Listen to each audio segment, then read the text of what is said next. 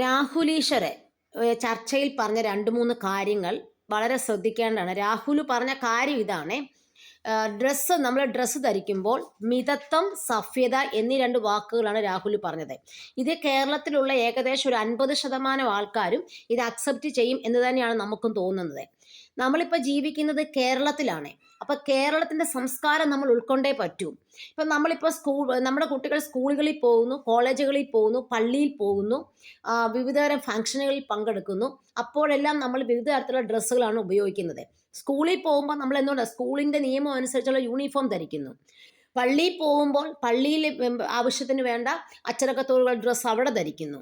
നമ്മൾ ഫംഗ്ഷന് പോകുമ്പോൾ വളരെ കളർഫുള്ളായിട്ട് നല്ല രീതിയിൽ ഡ്രസ്സൊക്കെ ധരിച്ച് അവിടെ പോകുന്നു. അങ്ങനെ നമ്മൾ ഡിഫറെൻറ്റ് ടൈപ്സ് ഓഫ് ഡ്രസ്സാണ് ഇവിടെ ഉപയോഗിക്കുന്നത്. ഇപ്പം നമ്മൾ എന്ന് പറഞ്ഞതുപോലെ തന്നെ നമ്മളിപ്പോൾ പണ്ടൊക്കെ ആൾക്കാർ ഗൾഫിൽ സൗദിയിലൊക്കെ പോയി ജോലി ചെയ്യുന്ന പെണ്ണുങ്ങളെന്ന് പറഞ്ഞാൽ തീർച്ചയായിട്ടും അവിടെ പർദ്ദ മസ്റ്റായിരുന്നു. പർദ്ദ ഉപയോഗിച്ച് തന്നെയാണ് പണ്ട് ഒരുപാട് പേരവിടെ ജോലി ചെയ്തുകൊണ്ടിരുന്നത്. ഇഷ്ടമില്ലെങ്കിൽ കൂടി തന്നെ ആ രാജ്യത്തെ നിയമം അവിടെ പാലിക്കാൻ അവർ ബാധ്യസ്ഥരായിരുന്നു.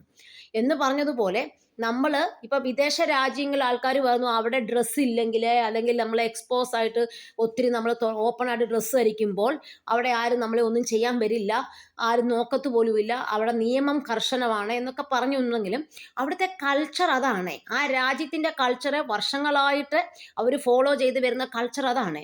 അപ്പോൾ അവിടെ ഓട്ടോമാറ്റിക്കായിട്ട് എല്ലാ ദിവസവും ആൾക്കാർ ഇത് കണ്ട് ഇതൊക്കെ അവരിത് വർഷങ്ങളായിട്ട് ഇത് ഫോളോ ചെയ്യുമ്പോൾ അവിടെയുള്ള ആൾക്കാർക്ക് ഇത് പുതുമയല്ല. ആരും അവിടെ ഒന്നും നോക്കാനോ എടുക്കാനോ ഒന്നിനും പോകത്തില്ല.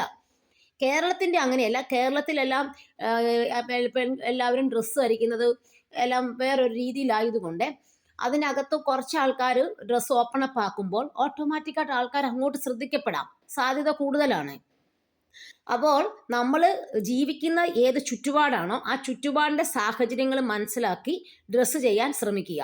എന്നും പറഞ്ഞാൽ നമ്മുടെ കുട്ടികളിപ്പം നല്ല രീതിയിൽ കാലത്തിനനുസരിച്ചുള്ള ഡ്രസ്സ് ഇടുക തന്നെ വേണം. പക്ഷേ അതിനകത്തും അവർക്ക് സഭ്യതയും മിതത്വവും പാലിക്കണം എന്നാണ് രാഹുൽ ഈശ്വർ പറഞ്ഞു വെച്ചെന്നാണ് എനിക്ക് മനസ്സിലാക്കാൻ പറ്റിയത്. നമ്മൾ പൊതുസമൂഹത്തിൽ കുട്ടികളെ വിടുമ്പോൾ നമ്മൾ ആരെങ്കിലും കുട്ടികളെ ചുമ്മാ ഓപ്പൺ അപ്പായിട്ട് ഡ്രസ്സ് ധരിക്കാൻ കുട്ടികളോട് പറയുന്ന പേരൻസ് ഉണ്ടോ?